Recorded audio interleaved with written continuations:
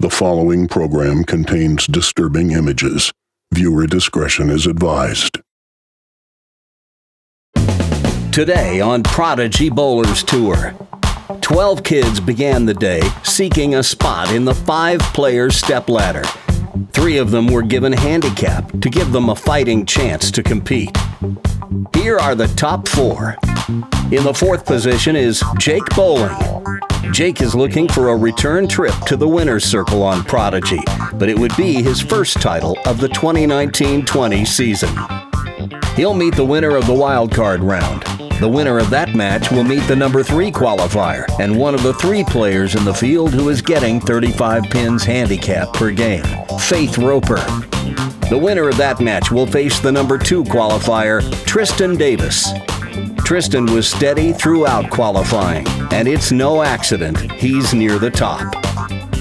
And the winner of that match will bowl for the championship against our tournament leader, Anthony Smiga.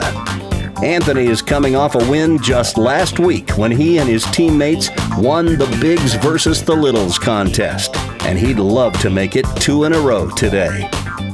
That 5th spot on the stepladder will be filled by a wild card round contested by the remaining 8 players who failed to grab one of the top 4 spots. You'll meet those 8 wild card contenders in a moment. Celebrating junior bowling, elevating junior bowlers. This is Prodigy Bowlers Tour. Live on tape from Bolero Roswell in Roswell, Georgia. This is Coach Randy welcoming you to episode 107 of Prodigy Bowlers Tour. Cry Wolf. And yes, they're bowling on Wolf today. Just 32 feet, but a bewildering application of Wolf today has seemingly taken the extreme outside of the lane out of play, where this short oil pattern would seem to dictate that players would need to play. It's resulted in some freakishly low scores. In qualifying, you see how in the first game, Christian failed to break 100. In fact, he needed a strike on his fill ball in the 10th frame to shoot 100, but instead, he threw his 7th gutter ball of the game. Only 2 players were above 138, and one of them, Faith Roper, was getting 35 pins handicap. Then in the second game, the bloodletting continued as Brandon Caraviti set a Prodigy record for a big with his game of 77 and a 2-game total of 206. Meanwhile, no one bowled higher than 337 for 2 games, and 5 players were at 250 or below. So this wasn't exactly a shot-making exhibition. But all that's behind us now, and the record is wiped clean. These 8 players will now have a chance to emerge as the wild card and seize the 5th spot in the stepladder. But they first have to get past this single ball elimination wild card round. And first to go is our number 5 qualifier, Jesse Hammadi. Jesse with games of 138 and 131 in qualifying. We're starting on the left lane. Everyone will throw 1 ball on the left lane. The player with low pinfall is eliminated. Oh boy. And 5 is not what you want to see. 5 usually will get you a ticket to nowhere.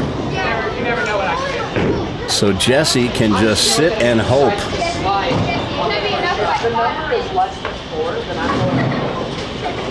Next up, Nick Dissinger. Nick is the one who requested that we put down Wolf today. He opened with a 116 game in qualifying.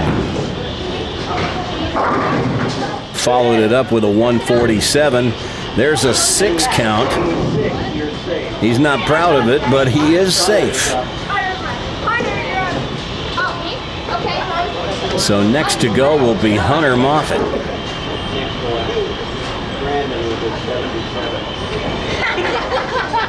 Hunter with games of 133 and 127 in qualifying.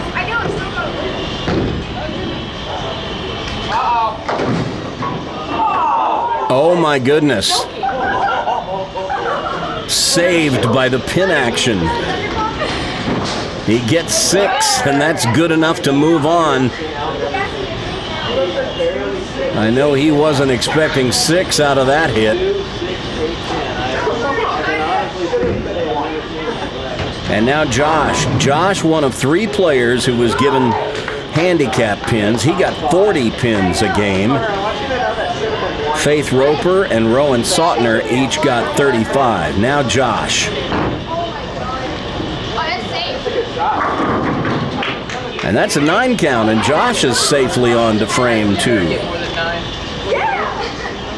Josh with scratch games of 73 and 97, but with his handicap, that gave him 113 and 137, so he finished tied for 8th with this fellow, Rowan Sautner, who also finished with a handicap 250. His scratch games were 98 and 67. These little guys had some problems with Wolf.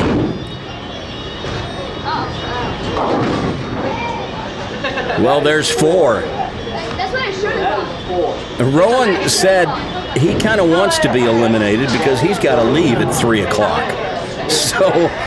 So he may get his wish. 4 is now the number, and Jesse breathes a sigh of relief. Now it's Nolan's turn. He had games of 110 and 122 in qualifying. Nobody really lit it up, but as we move down this list of players, we're getting to the players who finished lower and lower in qualifying. The number to beat is 4.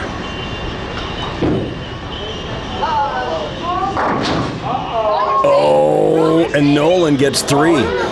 Rowan, put your bowling shoes back on. And he says, no. I love you so much. I love you so much. I love you. I love you so much. I love you so much. I love you so much. Nolan letting Rowan know that he loves him so much. Well, Christian had 7 gutters in one game today. How am I saying? But not this time. So that 8 count is good enough to move on. So it comes down to Brandon Caraviti, who needs 4 to advance.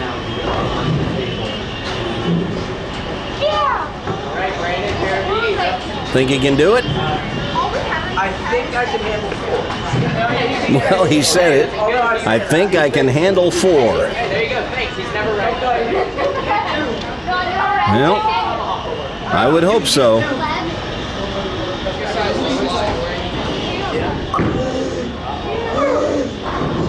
Oh!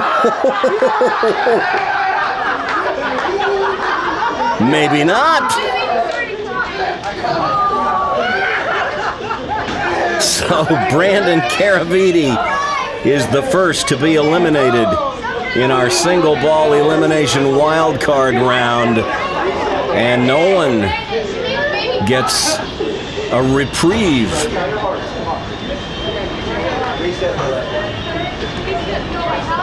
So we move to frame 2, and the players will move to the right lane. We will keep doing this until we're down to just 1 player. Brandon mocking himself. He says, oh, I think I can handle 4. Not so much.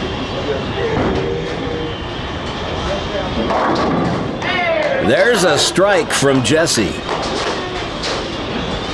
Maybe a little sloppy, but a strike is a strike. And it's not how, it's how many. So now Nick, who didn't find this pattern quite to his liking as he thought he might when he requested it.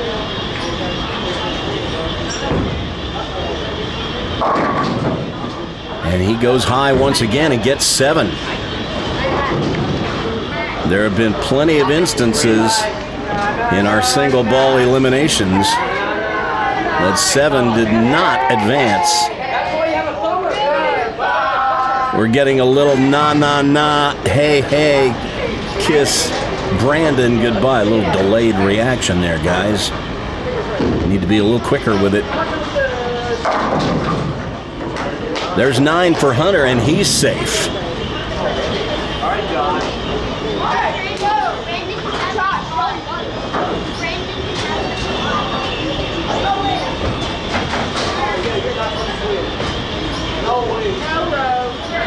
Well, one of these days we're going to do one of these single ball eliminators where one of the little guys is going to emerge victorious. This is one format I think they could win.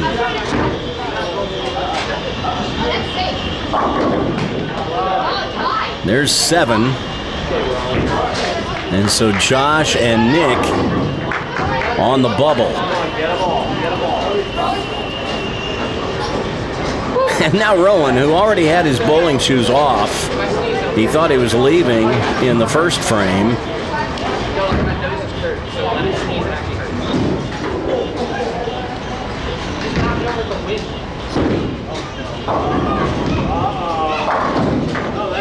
And I think he wants to leave.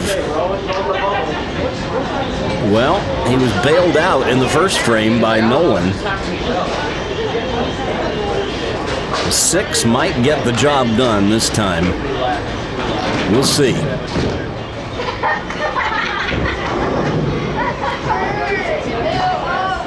This wolf pattern, you would think you would need to play out near the gutter. But everybody who's played out there says there is no shot out there. The ball just sails. But when they move inside, of course, on 32 feet of oil, when the ball leaves the pattern at 32 feet, it's going to start moving left for a right-hander. So you've got to get it outside at least. Well, Christian,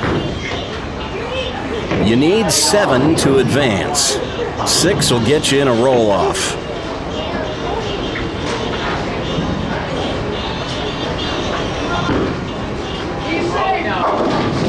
And he gets 8.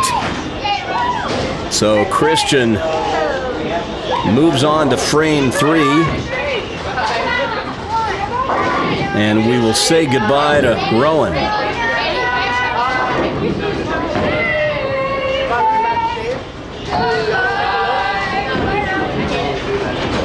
I think that's just fine with Rowan.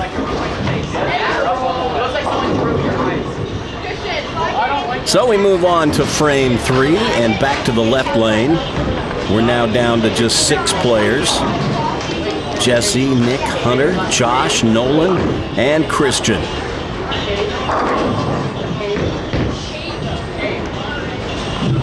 Last time Jesse was up on this left lane, he got 5.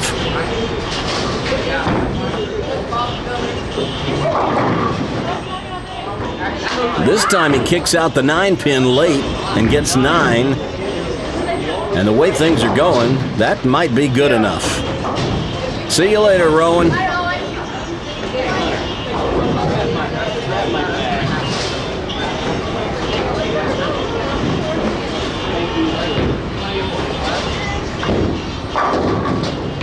Now Nick.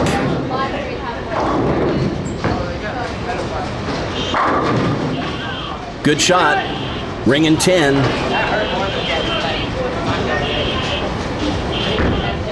He looked down at the approach like there was something wrong, but pretty good ball. And now Hunter.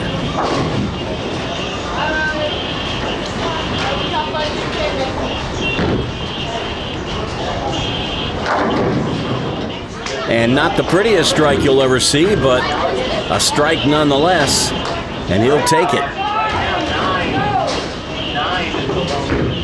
So 9 remains the bubble number for the time being as Josh moves to lane 37. And we have a balk.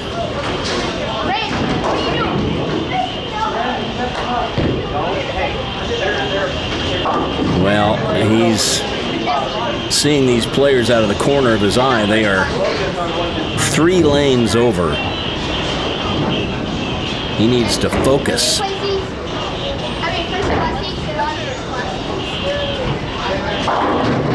Uh-oh. There's 6. And that could be a problem for the little guy.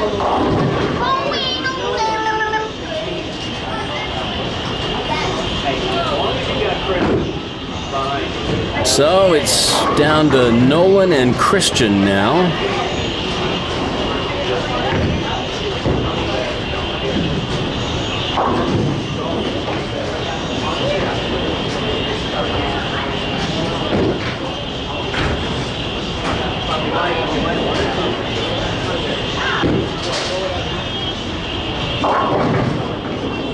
Well, through the nose, but he doesn't have to shoot the 310. He'll bank the 8 and go quietly to frame 4.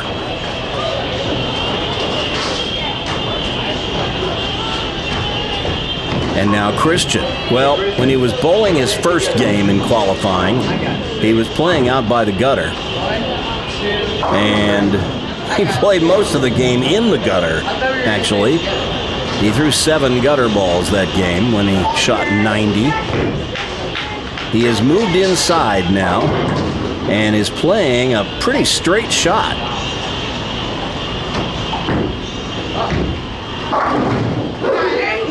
There's 8, and he is safely on to frame 4. And it's Josh who will be making his way to the exit. Not to be for Josh today. So, we move on to frame 4. And Jesse Hammadi, still looking for his first solo win on Prodigy Bowlers Tour. He won the best ball doubles last season with his partner Christopher Nathanson. But he's still looking to break through for a singles title. Maybe today will be his day.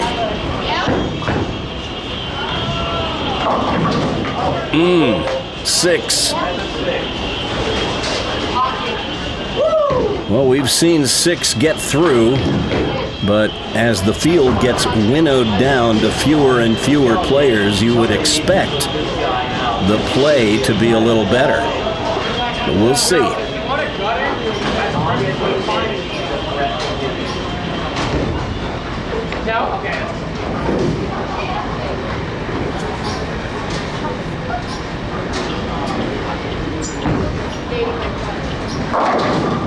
That's the Nick Dissinger I know. Solid strike. So he's moving on. Now Hunter.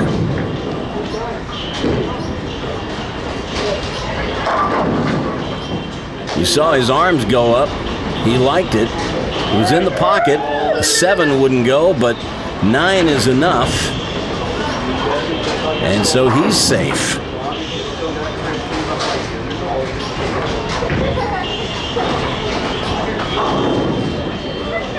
Next up is Nolan. Nolan also looking for his first solo title on Prodigy Bowlers Tour. He's won numerous times, but each time it was either as part of a team or one of those deals where we had multiple winners.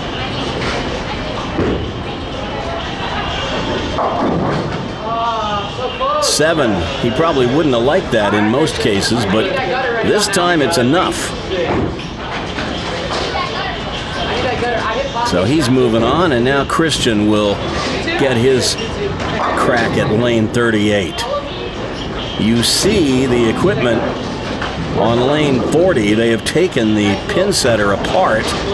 The deck is cracked, and they're having to rebuild it. That's why you see all the machinery sitting out on lane 40. Our usual TV pair, 39 and 40, down for the count. That's the line Christian's trying to play right there. It's almost a fallback shot. Or just the frozen rope, hard and straight. But that strike will get him through to the next frame. And we have to say goodbye to Jesse. So he's done for the day. So now we're down to 4, and Nick will be the leadoff player.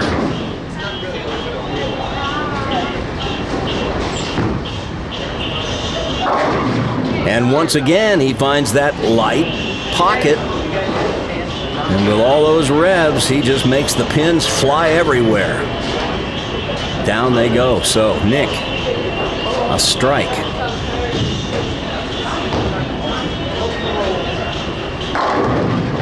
And a Brooklyn strike for Hunter. Setting the bar pretty high for Nolan and Christian.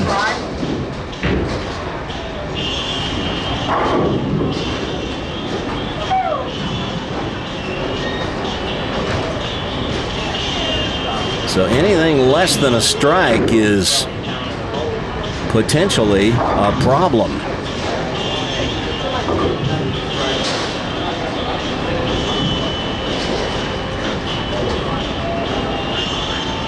Nolan hasn't gotten a strike yet in this wild card round. And there's 7. And he knows that could be trouble right there, as Christian will only need 8 to move on.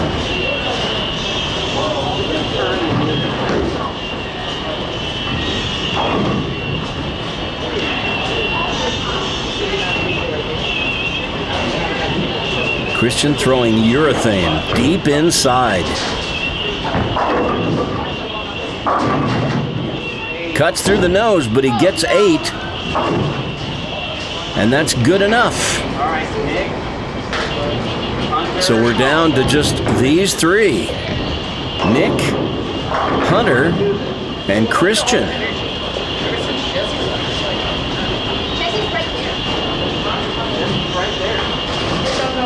One of these 3 will move on to our Stepladder Finals today as the 5th seed.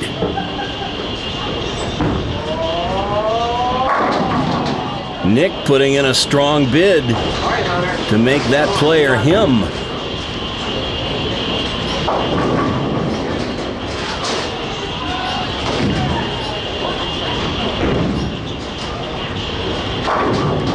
Now Hunter will try to match him.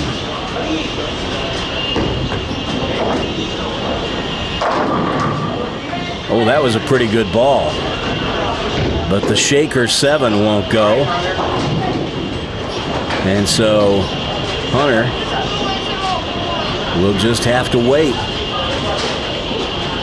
and see what Christian does.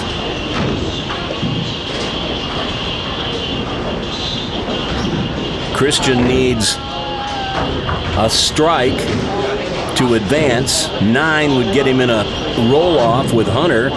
8 or less, and he'll be done. And he gets the wall shot. So we're down to just 2 players, and they are Nick and Christian.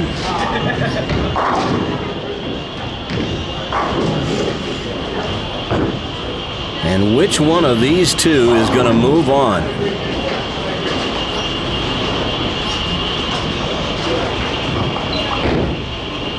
Nick coming off 3 strikes in a row.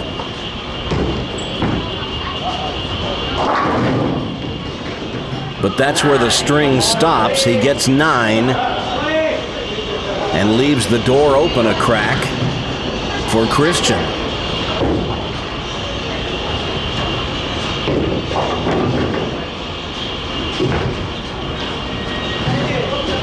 A strike, and Christian will advance. 9, we have a roll-off. 8 or less, it's Nick who will move on. And he goes through the nose, but gets 9. So we're not done yet. So we move those 9s to the side. They are banked. And now they'll go again. We'll keep doing this until we break the tie.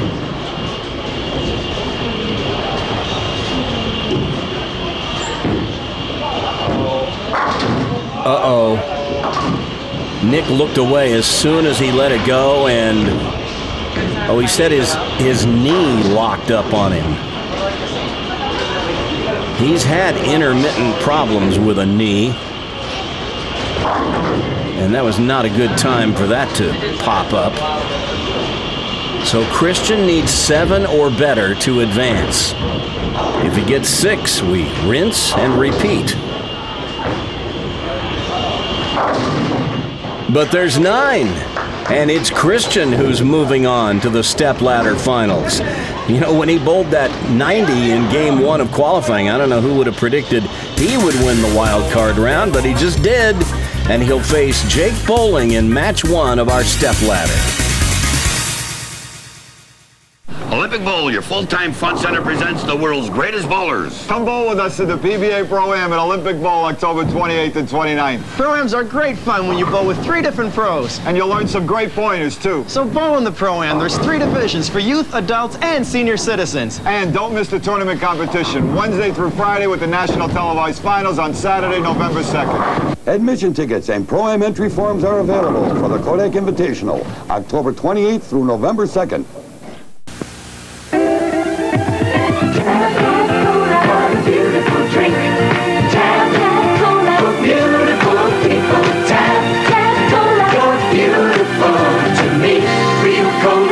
Just 1 calorie. Tap Cola. What a beautiful drink. Tap Cola. For beautiful people. Tap Cola. It's beautiful to be so good and sugar-free. Tap.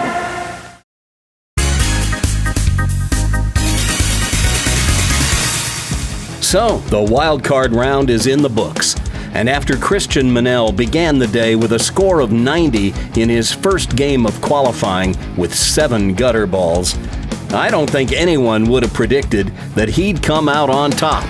But he did, in the wild card round anyway. And that places him in the 5th spot in our Stepladder Finals today, as he'll meet our number 4 qualifier in today's field, Jake Bolin. Jake had the option, and he has elected to let Christian start. Sometimes a player will exercise that option because they want to finish first or last. Sometimes they just have a favorite lane they want to finish on. There's a solid strike to begin the match by Christian, and that is the line he has elected to play ever since that opening game in qualifying. He's moved inside with urethane. He throws it over the 5th arrow. It only gets out to about the 15th board and then just falls back. Now Jake, he's throwing plastic. And it doesn't quite get back for him this time, but he had some success with it in qualifying. He tried just about every ball he had. The 2, 4, 8, 10, you can make it. Slide the 2 over into the 10, the ball will get the 4, and if you hook it enough, the 4 will spin back and get the 8. You've got to be a little lucky to get this, but it can be done.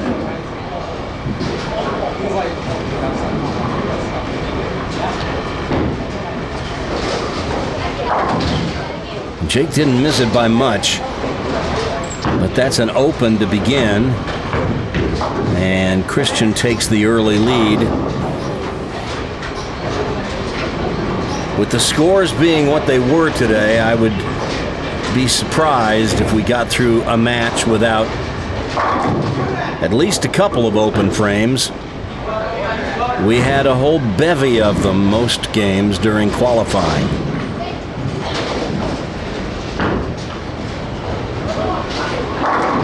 That's the line Jake's trying to play with that plastic ball. Watch this. Little drift to the left when he starts, and he moves back to the right at the end, right over the 4th arrow, out to about 11. And crunch.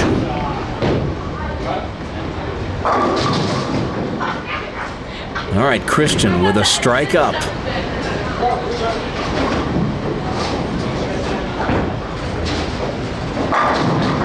And once again, he gets that fallback shot to work. He hates this line. He doesn't even think it's a line. But it is.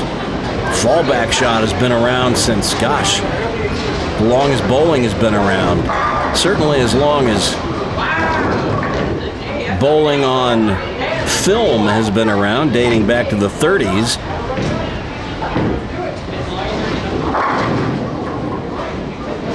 Now he pulled that one a little bit, right through the nose. His string stops at 2. And he leaves the 10 pin. I cannot stress enough how important spares are when scores are like they are today. You've just got to make them. You can't do that.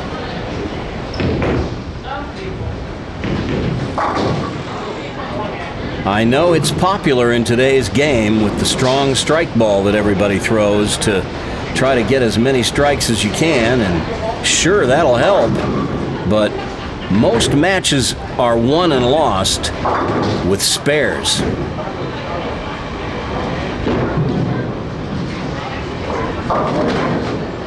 Well, Jake was wide with that one, and this time he leaves the washout. The 1, 2, 4, 10, put the ball on the left side of the head pin. Throw the 1 pin over into the 10. The ball will get the 2 and the 4.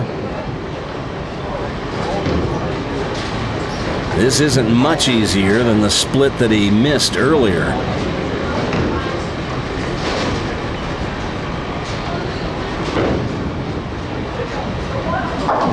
And he hooks by it and only gets 7 out. And that'll be very costly because he was on a strike.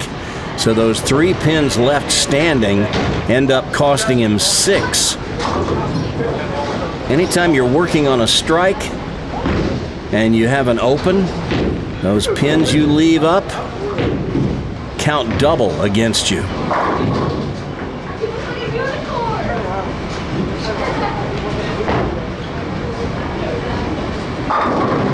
Well, he pulled that one, but he pulled it into the next fairway, as they might say in golf.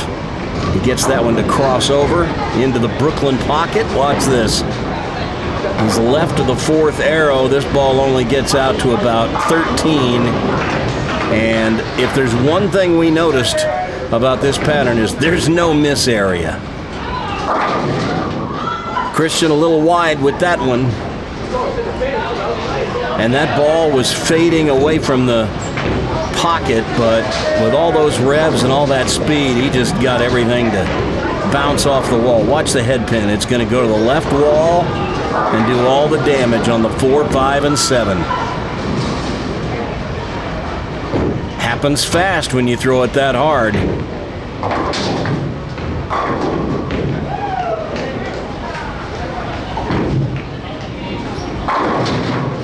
Well, I think he's throwing it a little too hard. He's just throwing it as hard as he can, and you got to maintain some control. He got away with it that time, getting a Brooklyn strike, and that's 4 strikes in 5 frames. I don't know that I would have predicted that for anyone today, but some of these strikes look a little out of control.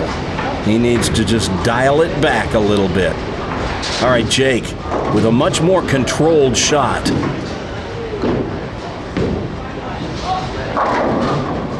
And he gets the pocket to go. And with that, he cuts the lead to 25 with a double. Watch this. This plastic ball, it's not going to hook into the pocket much, but it has just enough entry angle to send that head pin over to the wall, and he gets the wall shot. All right, Jake, can you make it 3 in a row?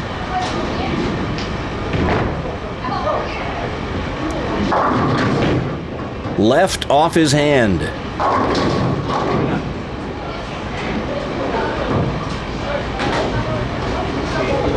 The 3-6.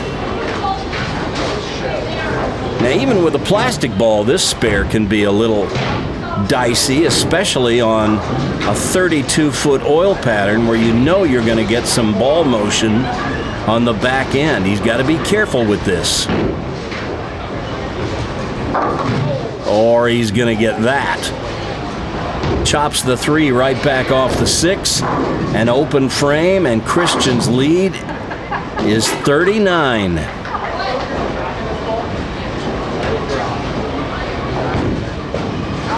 Well, he's got a new arsenal, and this ball is from his old arsenal, and it has a different fit, a different grip in it. He doesn't like it.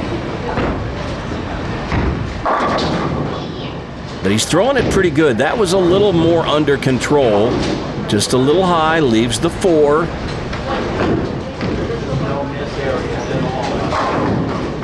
And when the lanes are difficult, if you can just control the pocket, even if you don't strike, if you stay in the pocket, you'll usually leave easy spares. And he covers the 4.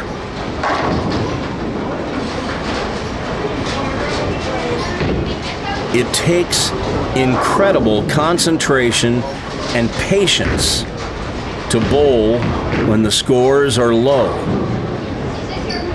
Because you just get frustrated not throwing strikes, but you just have to pace yourself.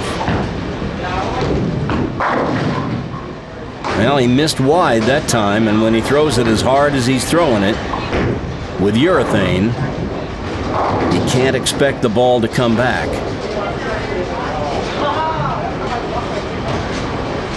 Christian actually has remarkable hand-eye coordination. If you tell him to hit a board, he'll hit it most of the time. But when he's left to his own devices, he just sometimes loses concentration, and sometimes I think he's not sure where he's meaning to throw it. Like that time, I don't know what his process was to adjust to shoot that spare. He looked to me like he was standing in about the same place as he did for his strike. And, well, you saw the result.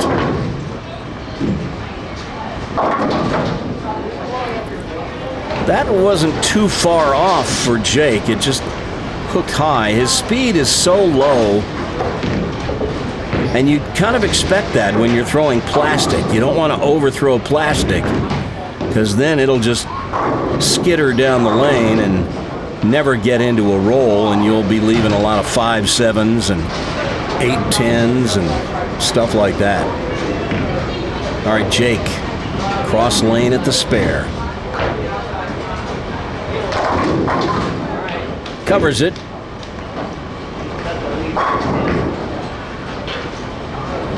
.22-pin separation between these two players, not insurmountable by any stretch, especially when you know there are open frames out there that your opponent could be getting and handing you opportunities to catch up. You just got to keep your head in it. That was left again, but this time he leaves a very easy spare. The 1-3, he knocked down all the pins except the 2 he was trying to hit.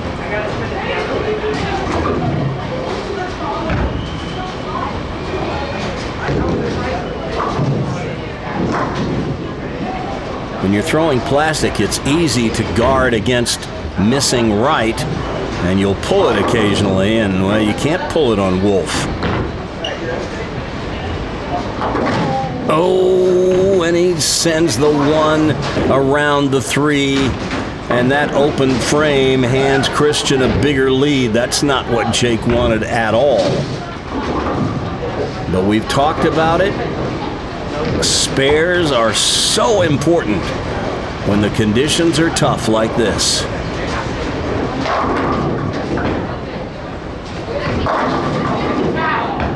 And Christian has left a doozy. Well, this is kind of what we talked about. Christian not throwing plastic, but he is throwing urethane, and he's throwing it so hard that it's not getting a chance to get into any kind of a roll. Here's the 5-7. Move his feet, 3 boards left, throw it over his strike target, and he ought to make this.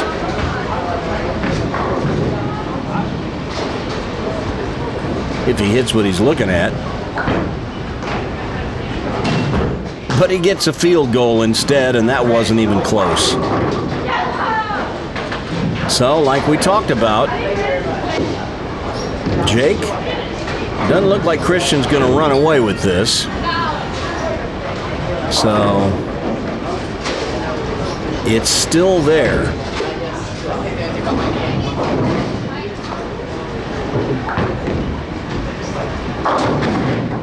Christian threw the nose that time. That could have been anything.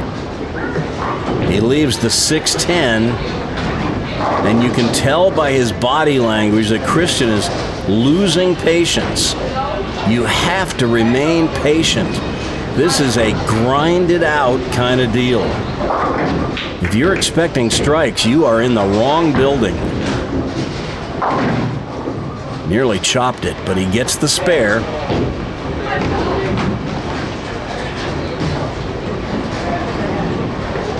And now Jake needs to close a 23-pin gap. Jake can shoot 175 if he strikes out. Christian is going at a 178 pace.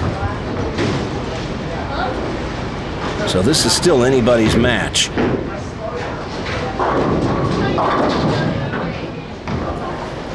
Now Jake really could have used a strike there, but he leaves the 6-10.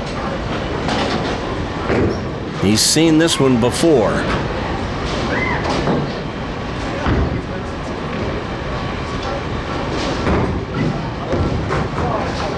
And looks like we're waiting on a ball return.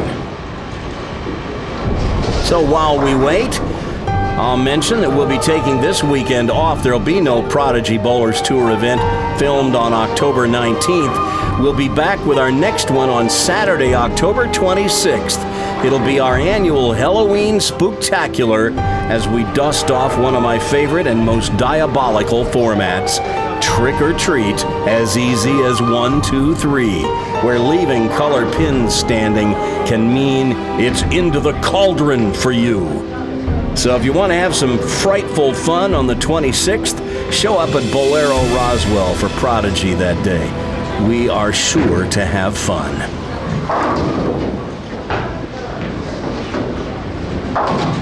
Oh, and Jake chops the 6 off the 10 just when he thought he might be able to get close. It's not going the way he wants. So now the best he can do is 154.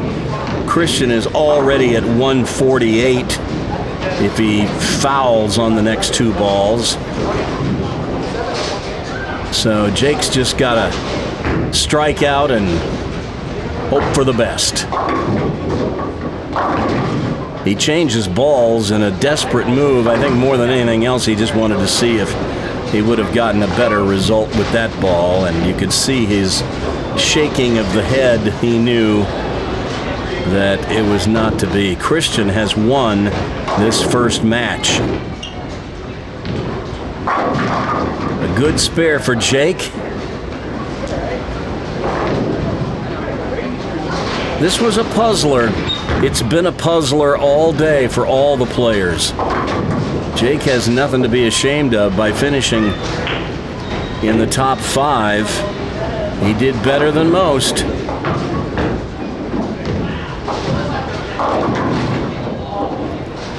So a 143.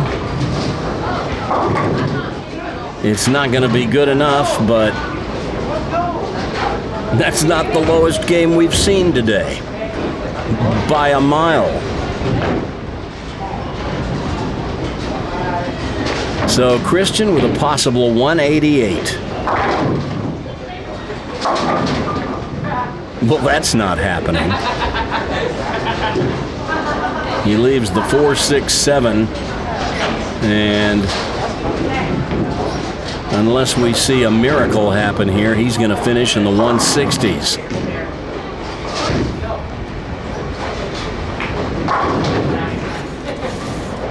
And that's actually one of the highest games we've seen all day today.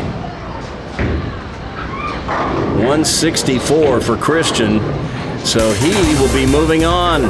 He'll face Faith Roper in match 2 of our stepladder when we return. Now, bring the spirit of Prodigy Bowlers Tour to your bowling center with Prodigy Bowlers Tour t-shirts and sportswear, including collared shirts with the Prodigy logo printed on the back to show that you support junior bowling. Check out the entire assortment of Prodigy t-shirts in the Brownswick store. Visit PRODIGYBowlersTour.com to see the selection. See the ash gray Celebrating Junior Bowling, Elevating Junior Bowlers t-shirt, or the Who Will Win the Coveted Trophy Pin t-shirt. Or maybe you'd want the one that says, I've come to get my bowl on, right on the front of the shirt, or simply, Bowl Me. There's a t-shirt that says, Bowling. You probably don't get it because it's mainly for smart people. And if you're a proud parent with a junior bowler, we've got a t-shirt just for you. And how about this t-shirt? You're bowling an 8th grader. Prepare to meet defeat. Available in grades 1 through 9, most in both adult and kid sizes. And finally, the shirt that reads, Bowl better, have more fun, take lessons. Then maybe you can keep up with me. The Brownswick store is powered by the people at Cafe Press, and all of these shirts are available right now. Just go to PRODIGYBowlersTour.com and click on the link to be taken right to the store. PayPal and credit cards accepted. That's PRODIGYBowlersTour.com. Get your bowl on and bring the spirit of Prodigy Bowlers Tour to your house. Order now. Go to PRODIGYBowlersTour.com. That's PRODIGYBowlersTour.com.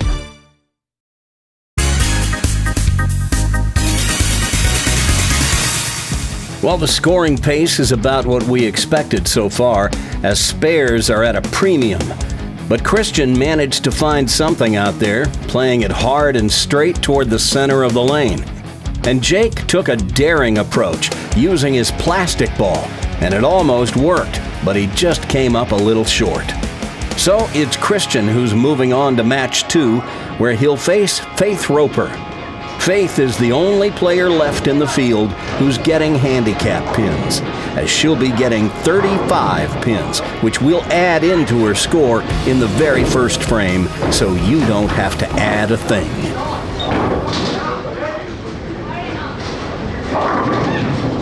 And the first thing you'll notice, I'm sure, is that Faith has gone to two-handed.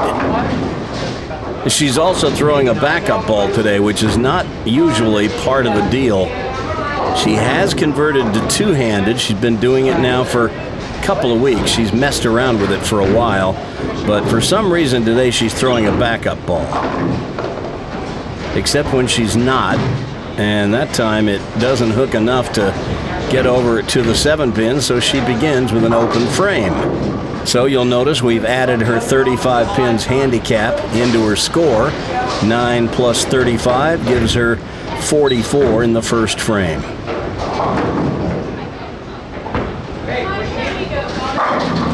And Christian right back on this inside line he's playing, this fallback shot that he hates. Tell you what, you do enough of that, you'll learn to love it. Watch this. He only gets out to about the 15th board, but 10 back. Christian, I guess, just believes that the ball's got to go out and come back to be a viable shot, and that's just not true. Can't do that, though. Just pulled it left. Gets 9 out of it, though. Leaves the 5-pin. He ought to be able to make this, you'd think.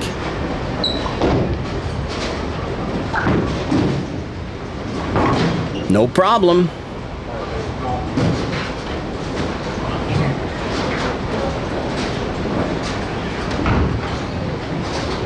Now Faith throwing urethane, but this ball is drilled for a regular right-handed right to left ball motion. She's throwing it back up like a left-hander. Well, with the kind of rotation that you would put on it if you were a left-hander, but The ball is drilled for a right-hander, so the ball's balance and the layout is really kind of working against her as she throws it back up. Now she'll probably go to regular right-to-left ball motion on this. And she makes the 2-8. Good shot. So it looks like she's using the right-to-left hook for her left side spares. And she'll go with the backup for everything else. And I guess we'll try to talk to her after she's through today to find out what has prompted her to go with the backup ball, because I have not seen her doing that in league.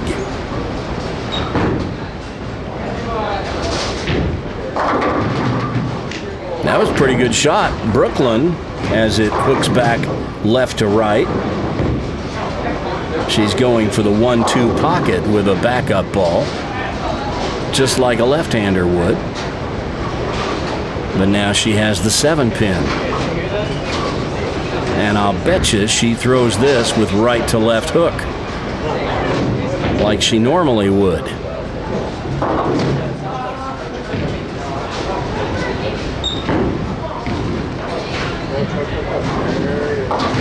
And she covers the spare.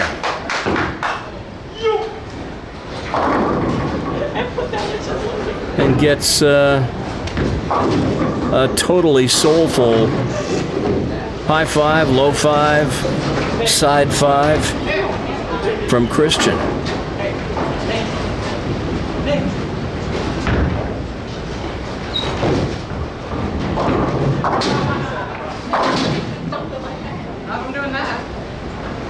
Yep. Can't do that. Good luck. When you're throwing it super hard, you just have to be precise. If you send it wide, it's not going to have a chance to read and get back. And if you pull it, that's never any good on Wolf. He's wide with the second ball, too.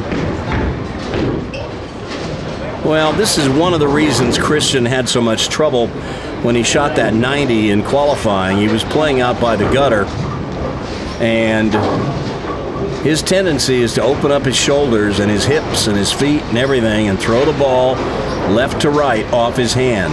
And when you're playing out by the gutter, you got to learn to play up the boards. And he's just throwing it out to the right. That time, he threw it right on line. He's shaking his head like that's not a good line, and he just doesn't understand. You don't have to hook the lane to play this game. Sometimes you got to take what the lane gives you. We know about this in football. When an offense takes what the defense gives you, you got to do the same thing in bowling. You got to take what the lane gives you.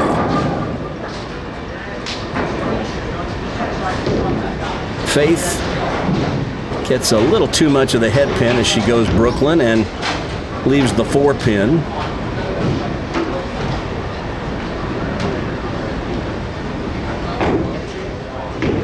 But you'll take easy spares on a tough condition.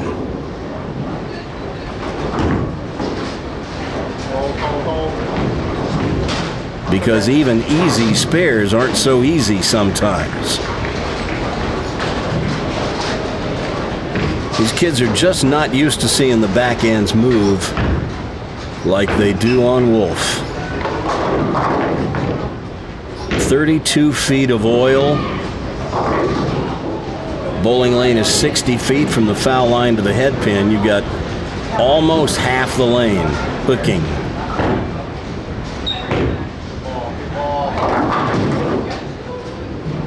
Well, that's the result of that ball being balanced for right to left ball motion. When they drill a ball, the layout they give you, drilling the ball relative to its weight block that's on the center of the ball, helps to get the ball to go to the pocket. But when you're throwing it back up, you're kind of working against that balance And that ball just didn't drive through. She leaves the 6, 9, 10 and then whiffs it. So Christian is now just 17 pins behind, and he's got to strike up.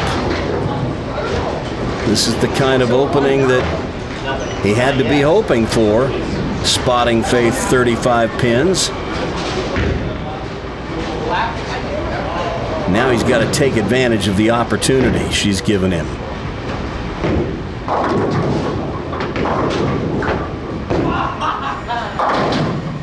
And he turns away and starts laughing, but there's nothing funny about the 1, 2, 7, 8, 9. There's two ways to make it. You can put the ball on the right side of the head pin.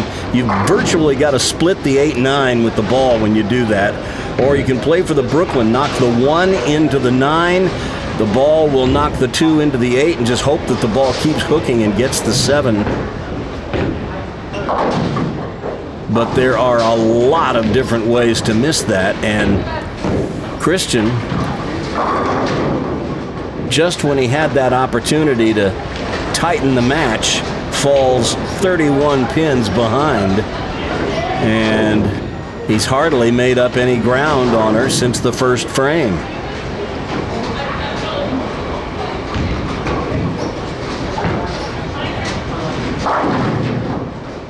Well, that was left off his hand, and he almost got away with it. 10 pin.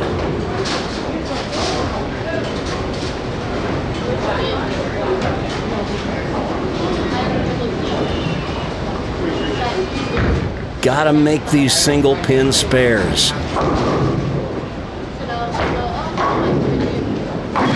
Okay. They don't have to be pretty. They just got to go down. And now Faith, she doesn't have to do a lot. She just has to get some marks here the rest of the way, and that probably will be enough.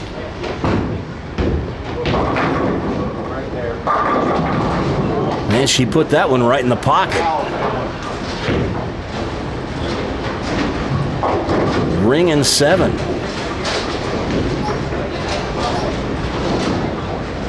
You know, we haven't seen a whole lot of two-handed girls bowling. I'm not sure why that is, but it's just not been as common as I thought it might have been.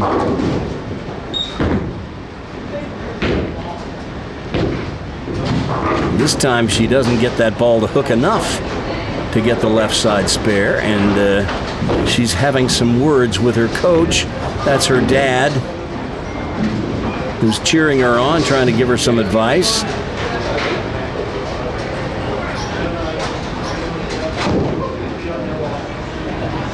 Still has a 20-pin lead.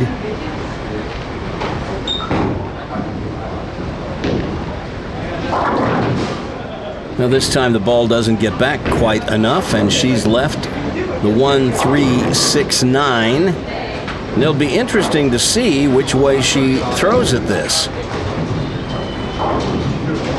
She could go right to left with it, like a normal right-handed release. But I think she's going to throw her back up at it, and I actually think that this spare's a little easier that way.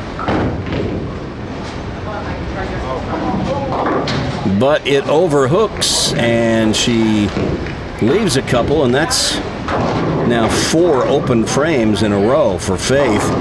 And look at this, Christian now within a mark, trailing by just 8 pins. He couldn't ask for it to be handed to him any more than this. Got to take it. But he's wide with his first ball. At least he left a fairly simple spare, the 1-2.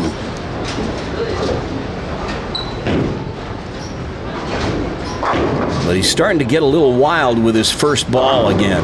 Got to keep it under control.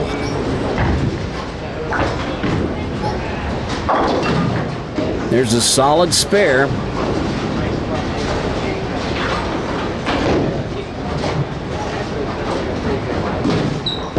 Beggars can't be choosers. You know, when the strikes are scarce, you take them however you can get them. And when you can't get them, you take the spares happily.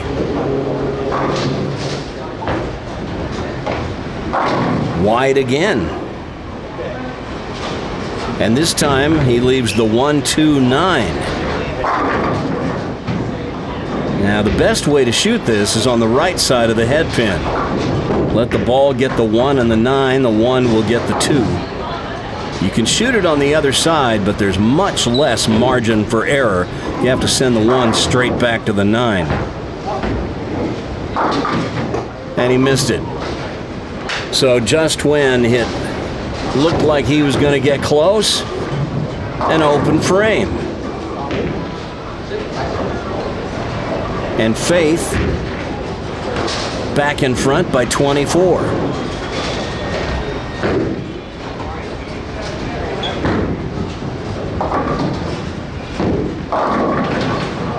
This time, she crosses over and leaves the 4-7.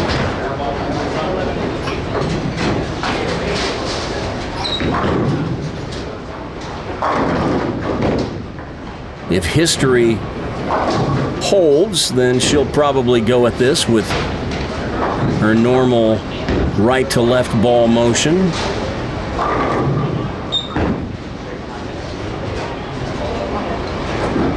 And it hooks too much. And you can see her frustration starting to mount as the lead is back down to 12. Faith has had 2 marks this game in the second and third frames. The rest all opens. And yet she leads by 12 thanks to that 35 pins of handicap.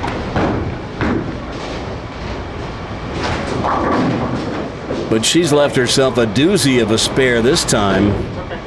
The 1-2-7-9. Now it'll be interesting to see which way she chooses to shoot at this.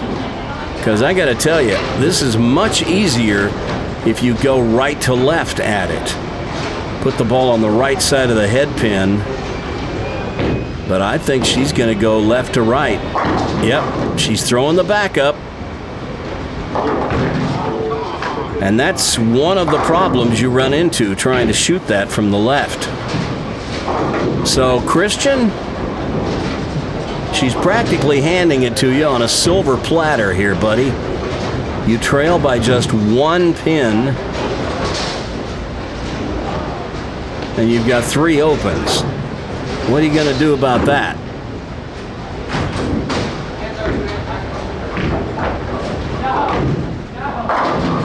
He sends it wide again. This time the 1-2-8.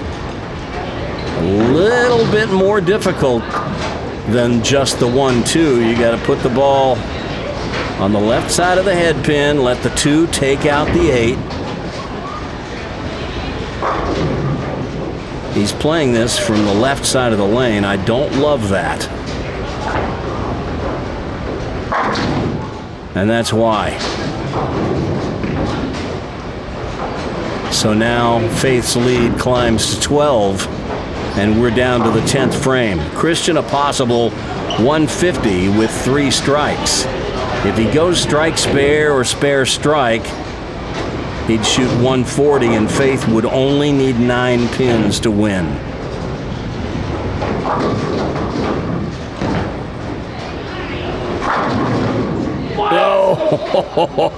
Oh, man.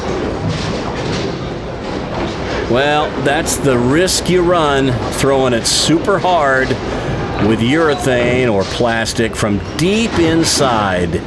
You don't have the entry angle, and you're not giving the ball a chance to dig and drive through. You're just throwing it hard. And that's 8 out. He shoots 128, and Faith has won this match.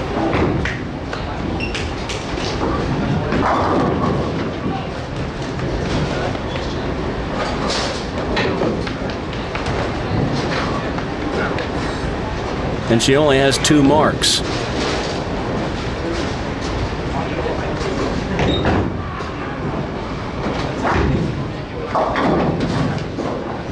she may finish the game with only 2 marks. Well, Christian has no one to blame but himself for this. Faith certainly gave him ample opportunity.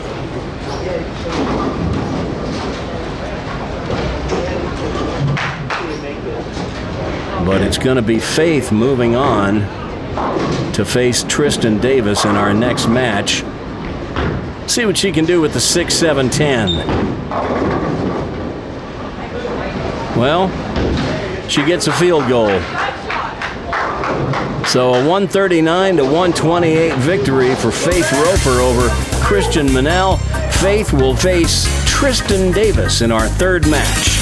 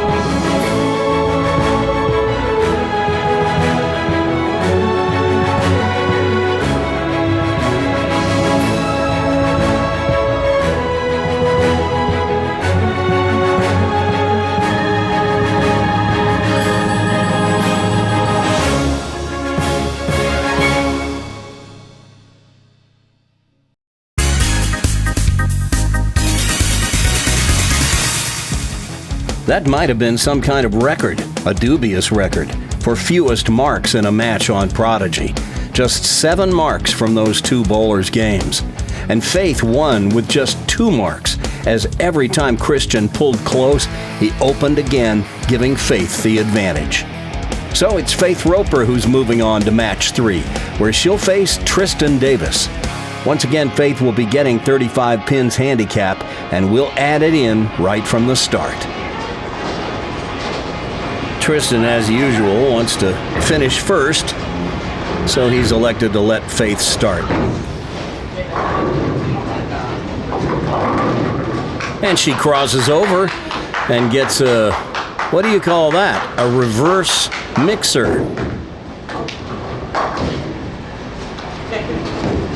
It's a strike, no matter what you call it. So now Tristan up on the right lane.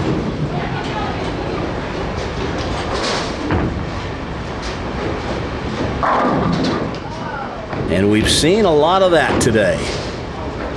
The ball hooking sharply on the back end and crossing over. He leaves the 5-9.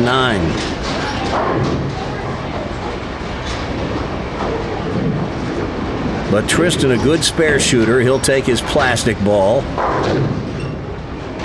No, he's going with his strike ball.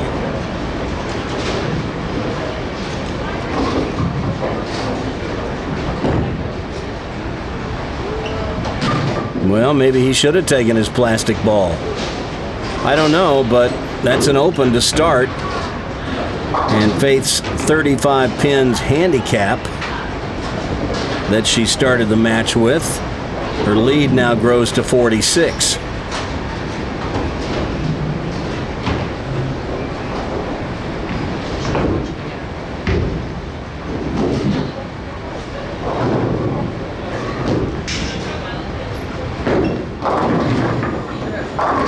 Comes in a little light.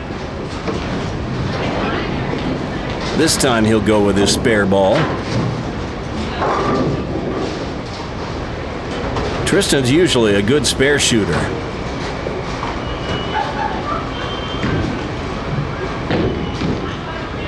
Oh, but he turns away immediately. He knew that was left. And talk about digging yourself a hole right from the outset. Faith has thrown 1 ball and she's up by 57. Tristan in trouble early.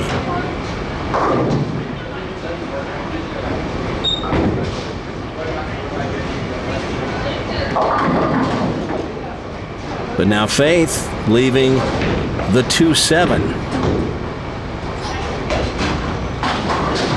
Now a left-hander would have to play this down the left side normally, but Faith, she's been shooting her left side spares with her right to left ball motion. She does it again. That makes this a little easier, but she doesn't give it enough room. That ball's in the channel and 8 out, and she hands one of those opens right back to Tristan.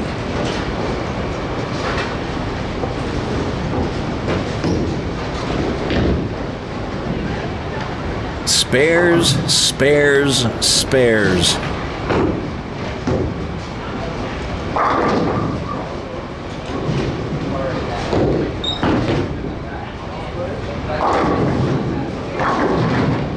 Crossing over. And now she's got a spare that a left-hander would almost never leave. Right-handers will leave it, but she's throwing it like a left-hander with that backup. I would definitely switch and throw the ball with a right to left ball motion for this spare. It's going to be much easier. You'll be a lot less prone to chopping it if you throw the right to left hook. She goes with the backup and whiffs the whole thing. And Tristan right back in the match. Only 29 pins in arrears. And, you know, to be fair to these kids, they never practice on a pattern like this.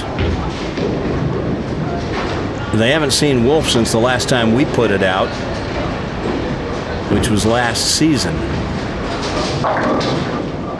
Oh, that ball didn't look like it was quite that high, but he's got the 4-7-10. Slide the 4 over into the 10. When you do, there'll be a large cheer that goes up.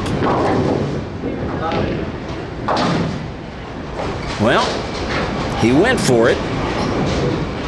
Just a little wide of the mark. And we've seen 6 frames bowled thus far, only 1 mark.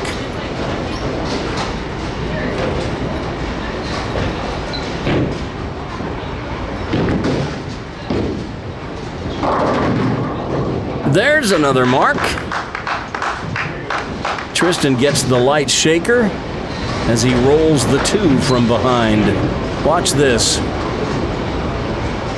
I believe it's going to be the 4 pin that gets the 2. The head pin's going to go to the left wall and knocks the 4 forward into the 2.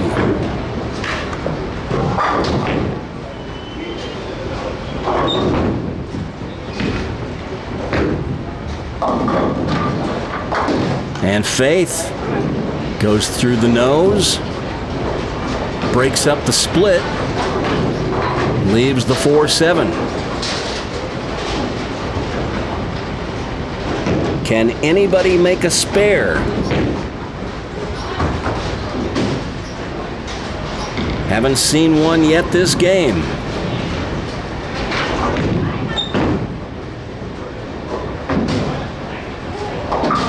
Still haven't seen one yet this game.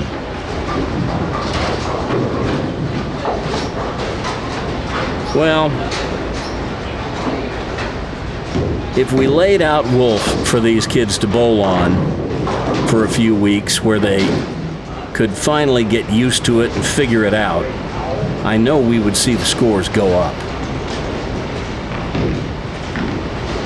But this has just been a real head scratcher for them. And there's 4. And you can almost see their eyes glazing over.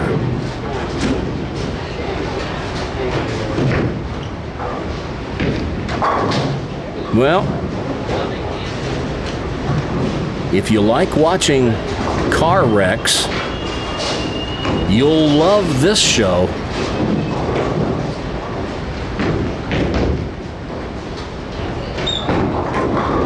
Come on, Faith.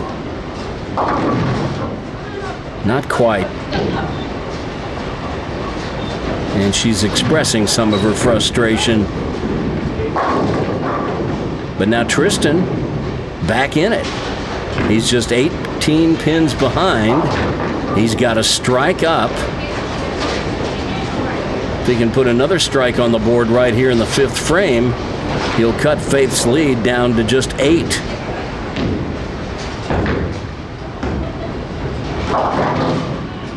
But instead, he goes high and leaves the 3-6-10.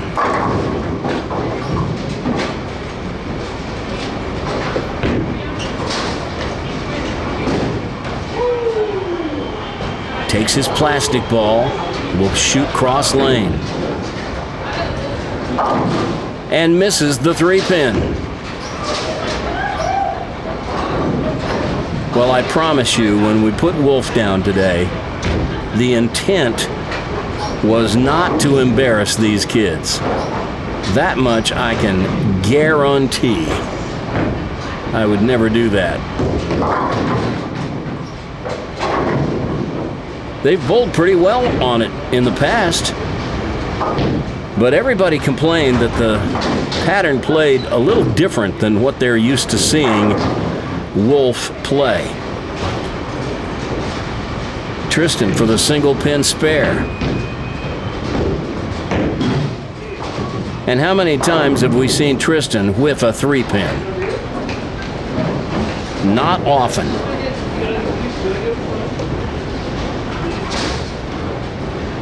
So Faith back out ahead by 40. After Tristan looked like he was poised to close it down. Oh, look at that one. Well, we've called that one the Jersey Squasher in the past. That one just hit right on the head pin, square on the nose, and everything just caves in. Almost inexplicable how it did that.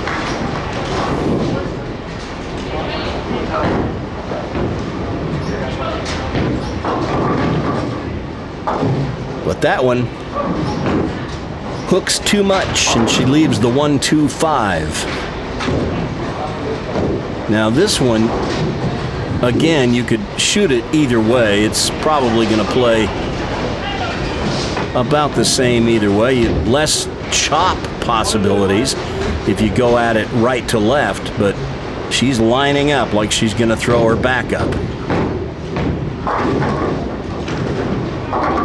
And that's well done. And that's our first spare of the game. It took 7 frames to get one, but there it is. You can tell your grandkids you've seen a spare.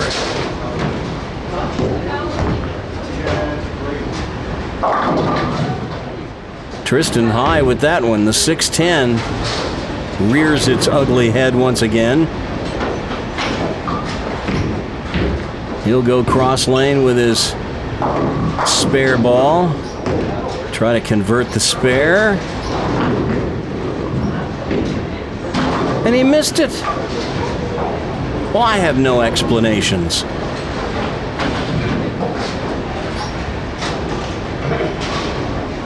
I mean, that ball didn't hook past. He just missed it.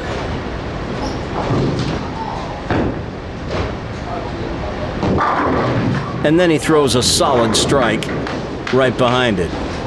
There is absolutely no rhyme or reason to any of this. I mean, yes, the pattern is difficult. It's way difficult. But these kids are capable of making good shots.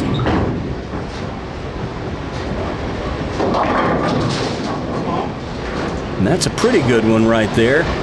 Faith might have been deprived of a strike there just because of the balance of her ball is not set up. It's not laid out for a left to right ball motion the way she's throwing it.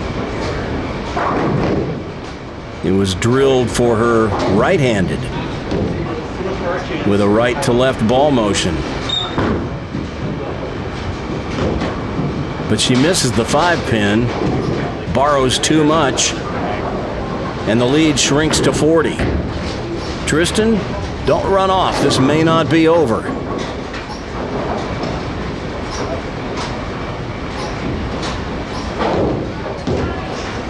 Well, I told you at the beginning of the show that we had some freakishly low scores in qualifying, and that trend has continued throughout the show today.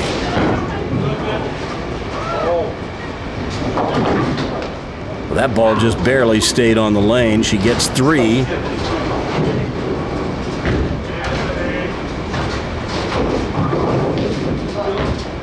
She'll need to go to the well once again. Try to throw her best strike ball here to pick up the 1, 2, 3, 5, 6, 9, 10.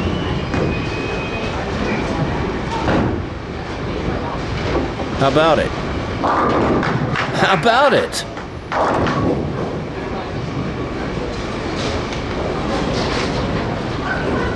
All right, Tristan. He can still shoot 162 if he strikes out.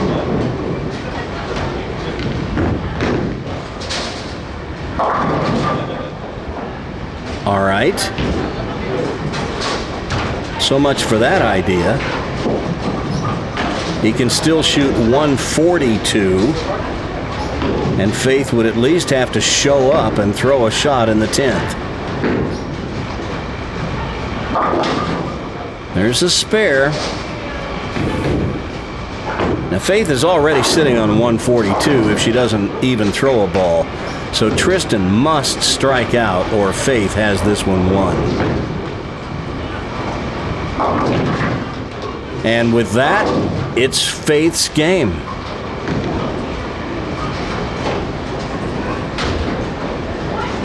And I've never seen Tristan bowl a score this low, ever.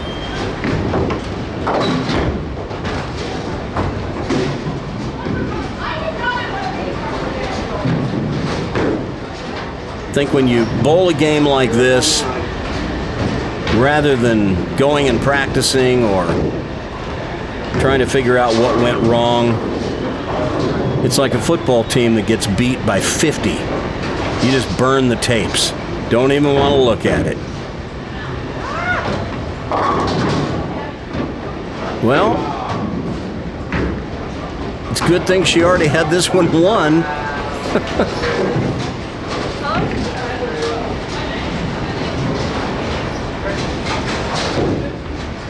So she'll shoot at a full rack for her spare. It doesn't matter, though. She's going to be bowling for the championship in our next match. Just a question of what the final score will be. She gets a stone 9. It's a 151 to 117 victory for Faith. And now she's on to meet Anthony for the title. A bowler's greatest enemy, lane conditions. Difficult, changing, unpredictable. But there's a ball that handles it all. The AMF angle. Urethane control, urethane hitting power. Devastating on any lane condition. #1 winner on the Winter Pro Tour 3 years in a row. Don't be left in the past. Hundreds of thousands of bowlers have chosen the Black Angle to get better scores. The AMF Black Angle at bowling pro shops only. The Angle strikes again.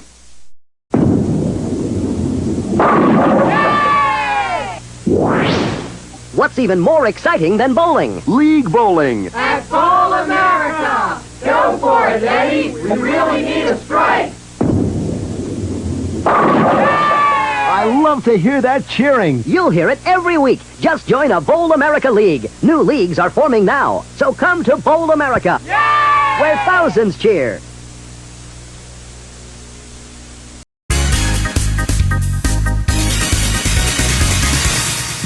The same thing that happened to Christian happened to Tristan, too. Just when he thought he was pulling close within range to pass Faith, an open popped up, and next thing you know, he was chasing from behind. And Faith did just enough to close the door. So, Faith Roper has climbed all the way to the championship match, where she'll face our tournament leader, Anthony Smiga. Anthony told me he thought it would take a 175 to win, so that's the number he has in mind, and that's about what he averaged for his 2 qualifying games.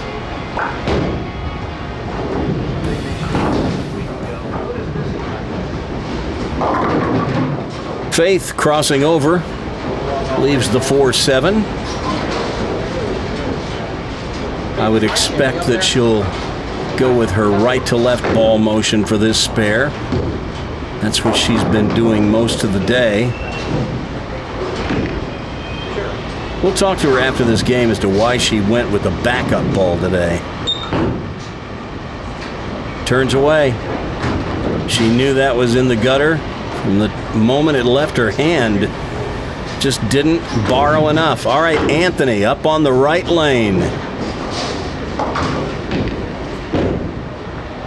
No, you can't do that. In the moat, and well, you throw the ball in the gutter like that, and if it bounces out, any resulting pinfall doesn't count. We'll have to reset the rack and fix the overhead scoring in the bowling center. Your score on the sheet on your screen is correct. But of course, the scoring in-house had to be corrected. So this is his second ball. He's going for a spare.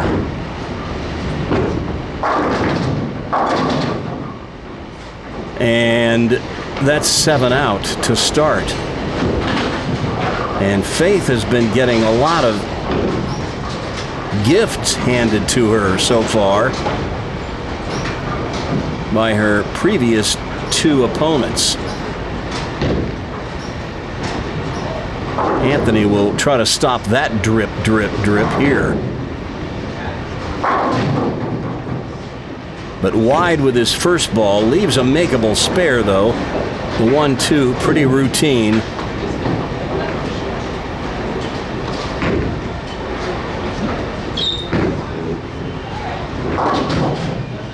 I'm almost hesitant to call a spare an easy spare because nothing has been easy today, but he takes care of the 1-2. And now Faith will move over to the right lane.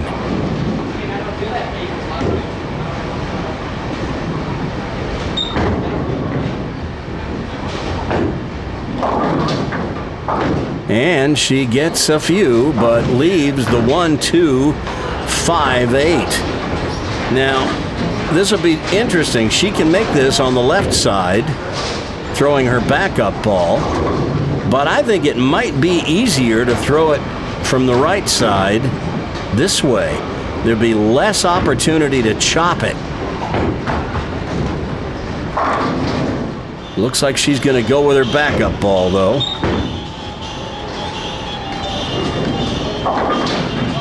And she leaves the 8-pin. Well, got to play the percentages on spares. If there's different ways to play it, I would always recommend playing it the way that gives you the best chance and the most margin for error.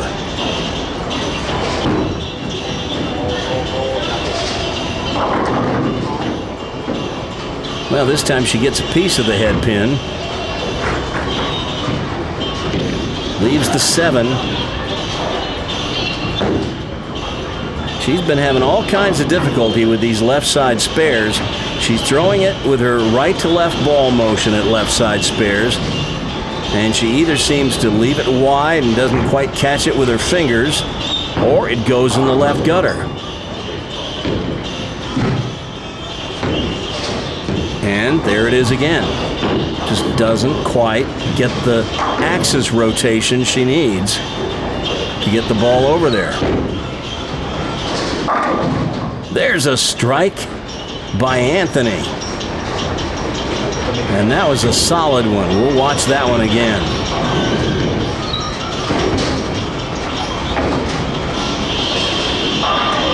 Boom. Down they go. All right. See if he can cut the lead to 4 with another one here. Not this time. Goes high, he leaves the 6-9. Well, as spares go, this is one that you would rather leave than some others. For a right-hander, this is, well, look at this. He missed it on the left. I don't know why he played that down the right side of the lane. Maybe to reduce the angle to chop it, but he chopped the 9 off the 6. Well, go figure.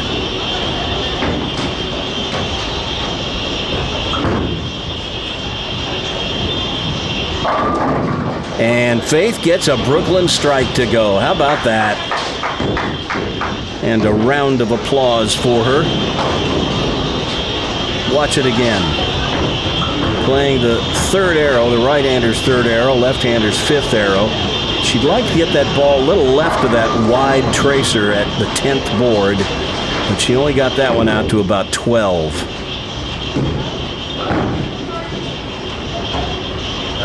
That one's a little too wide, and it never quite got back. Just have to be so precise. There's just no miss area on this pattern. Or at least they're not finding it. You throw it a little left, the ball ends up a little left. You throw it right, the ball ends up right.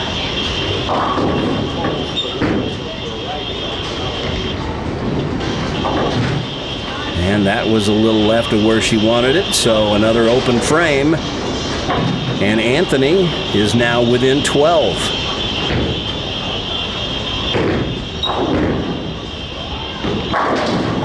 And there's a big-time strike, and that 10-pin looked like it never wanted to fall.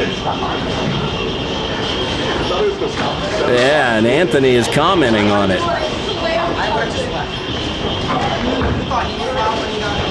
Yeah, if that 10-pin had stood up, I think he says he would have left. I would have walked out with him, I think. Watch this. 10-pin actually tries to stay on the deck and almost stood up all the way over on the 8-pin spot. He's wide with that one. He could have cut the lead to 2, but instead he leaves the 1, 2, 4. All right, we got to see some spares.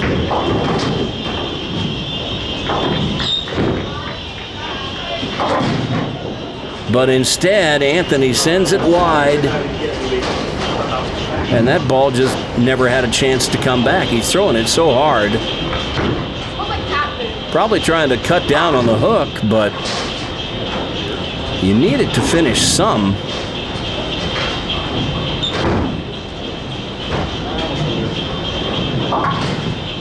Well, Faith certainly didn't get that one out wide enough.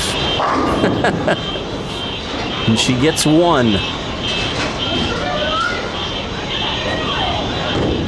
And I think she's getting a little blister on her finger, and that's not surprising because the finger pitches on her ball are drilled for a regular right-hander's release.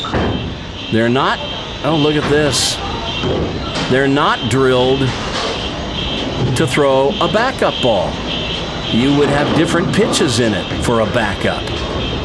So it's probably wearing and creating those blisters on her fingers.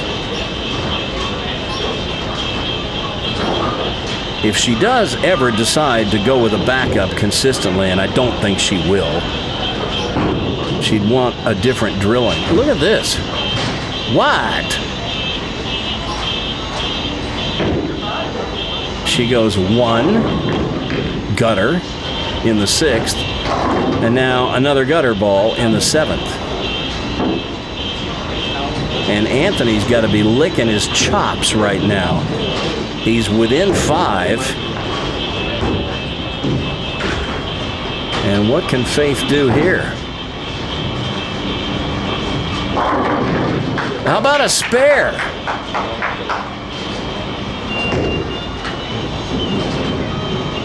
The ebbs and flows of this game can be jarring.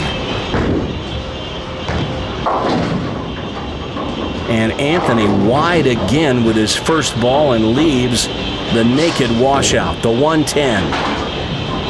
Put the ball on the left side of the 1 pin. Throw that 1 pin over into the 10. He needs it right here. But he runs by. And that 5-pin deficit grows to 17 just like that. It seems like every time somebody gets close to Faith, they make a mistake and fall back. Well, that was well wide of the mark, but at least he leaves an easy spare, the 1-2.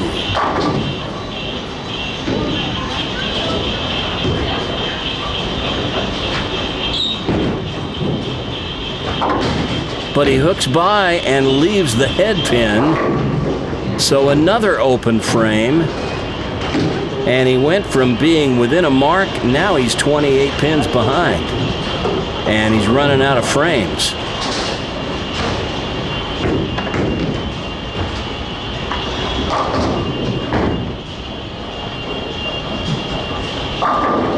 And Faith pounds the pocket on that spare and puts a strike on the board.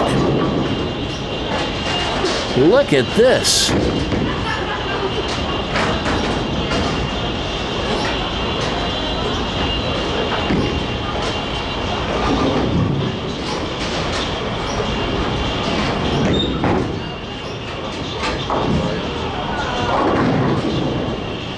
Well, Faith was lucky to get out of there with 7 on that ball, but she leaves the 1-2-5.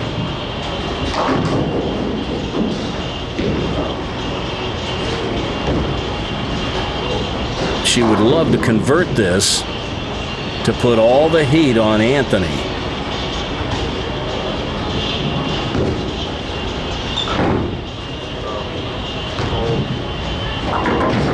But not quite. The ball hooks past, and now the lead is down to 16. Anthony has a possible 160. Well, he had a possible 160. He can still shoot 150 with a spare here and 3 strikes in the 10th. That would at least force Faith to mark in the 10th.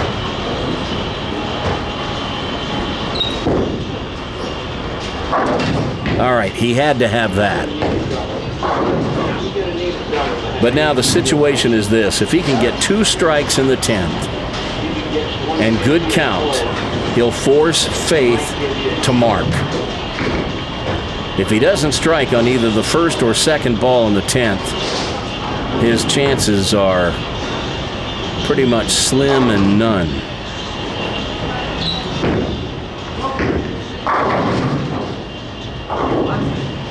Well, his possible high score now is just 139 with a spare here and a strike. So, gotta make this. And now he's got to get at least 8. If he gets 8, Faith will at least have to show up. And you never know, she might foul. We've seen her throw some gutter balls. Well, there's 8. It's a 137, and he doesn't even give her a low 5 for that one. He's not happy.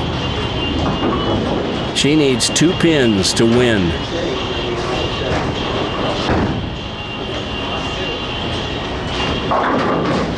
There's 2 and then some. And Faith Roper has won 3 matches today to go from 3rd all the way to 1st. And she has captured her first title of the 2019-20 season on Prodigy Bowlers Tour. How about that? And she did it throwing a backup ball. Something she's not really doing normally, but she is going to sign the coveted trophy pin next. Hey, Prodigy Land, it's me, Coach Randy.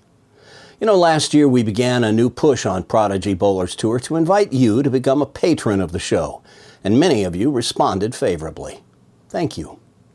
Some of you may still wonder why anyone would want to step up and pay to watch videos on YouTube that are there for anybody to see, free of charge. Well, it's a simple concept built around the age-old idea of patronage. I don't get paid a salary to produce these Prodigy videos. I do it for the love of the sport of bowling.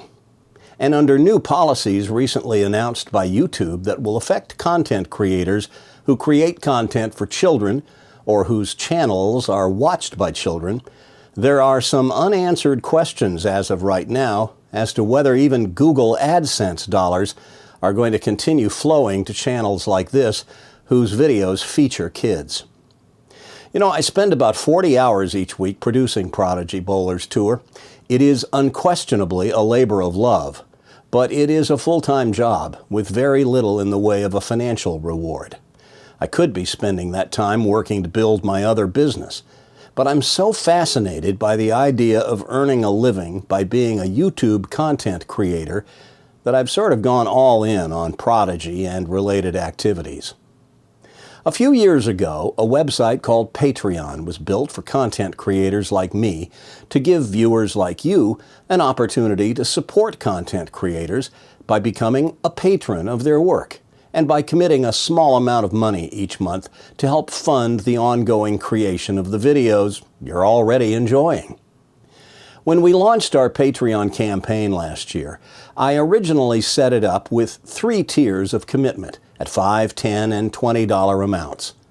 That middle tier would get you exclusive access to content that was produced just for our Prodigy patrons.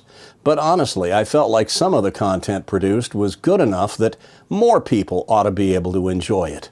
Besides, this year I plan to produce additional content, including more Prodigy shorts and short-form content, and I want all Prodigy heads to be able to see it.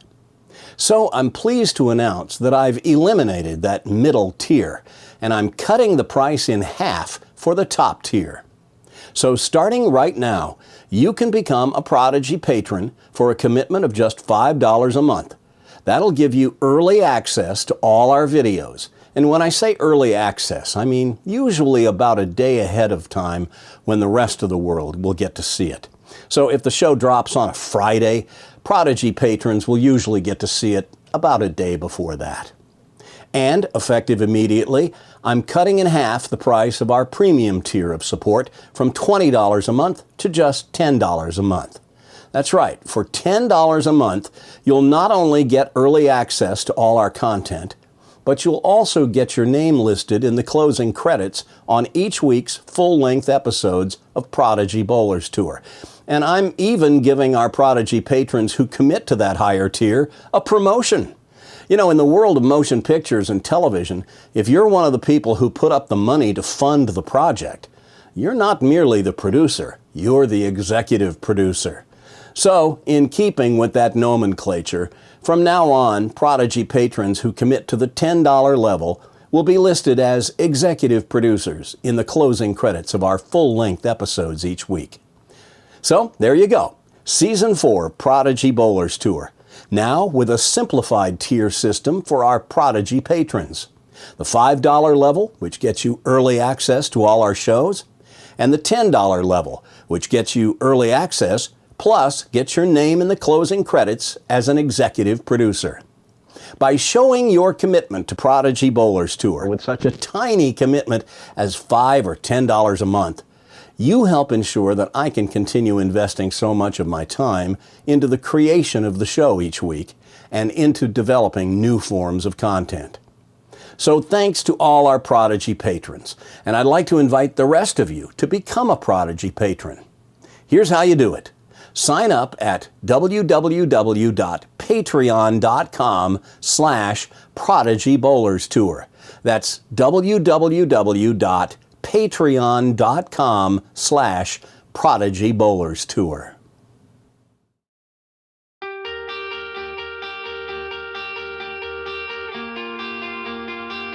And now, the Prodigy Bowlers Tour Tip of the Week. Faith has just converted to two-handed bowling. And today on Prodigy, she was not only bowling two-handed, but she was bowling with a backup. And why were you doing that? Because I haven't really got my one-handed normally down right, so it goes really slow. And if I threw on this pattern, then it would have hooked the whole lane. There's just no chance.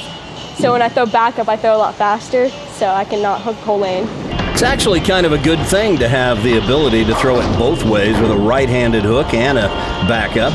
Here she is getting a strike with her backup ball. I don't hate it, but what I really like about what she's doing is look where she's got her fingers, well below the equator of the ball, and because she's throwing a backup, she's got them inside the center line. We'd love to keep her there when she starts the right-handed hook. Here's where her hand was when she was bowling one-handed. Look how her fingers are on top of the ball. There's no revs up there, no power. It's no wonder she decided to change. I approve of Faith's decision to switch to two-handed. I think she'll be much better off in the long run. I just saw a kid eating Kellogg's Rice Krispies without the milk. We'd better look into this. In the meantime, just try to blend in. We're cartoons. How do we blend in? Easy. We bowl. Look, there he is. He's eating a Kellogg's Rice Krispies Squares bar. Relax. Now kids can take us everywhere. Except for Pop. You can't take him anywhere.